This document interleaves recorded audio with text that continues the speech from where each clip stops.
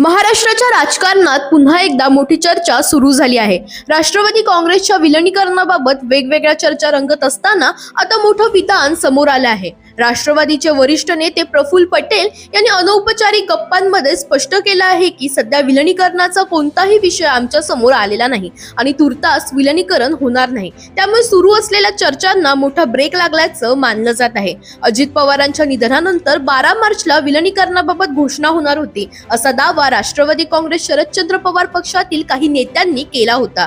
मात्र अजित पवारांच्या निधनानंतर राजकीय समीकरणे पूर्णपणे बदलली असून आता पुढे काय होणार याकडे सगळ्यांचंच लक्ष लागलं आहे। प्रदेशाध्यक्ष सुनील तटकरे यांनीही स्पष्ट केलं आहे की विलिनीकरणाबाबत कोणताही अधिकृत प्रस्ताव आलेला नाही। प्रस्ताव आल्यास त्यावर चर्चा केली जाईल। दरम्यान पक्षाचे नेते सूरज चव्हाण यांनी सांगितलं की अजित पवारांच्या निधनामुळे आम्ही दुःखात आहोत, त्यामुळे इतर विषय सध्या पुढे नाहीत। राष्ट्रवादीचं नेतृत्व आता सुनेत्रा पवार करत आहेत आणि विलिनीकरणाबाबत अंतिम निर्णय त्यांच्याकडूनच घेतला जाईल। म्हणजे सध्या तरी राष्ट्रवादी काँग्रेसच्या विलिनीकरणावर पडदा टाकण्यात आला असून पुढील निर्णयासाठी सर्वांचं लक्ष पक्ष नेतृत्वाकडे लागलेलं आहे। दरम्यान तुम्हाला याच्याच पॉलिटिक्स रिलेटेड अपडेट्स हव्या असतील तर इंडिया लीडरला फॉलो करायला विसरू नका।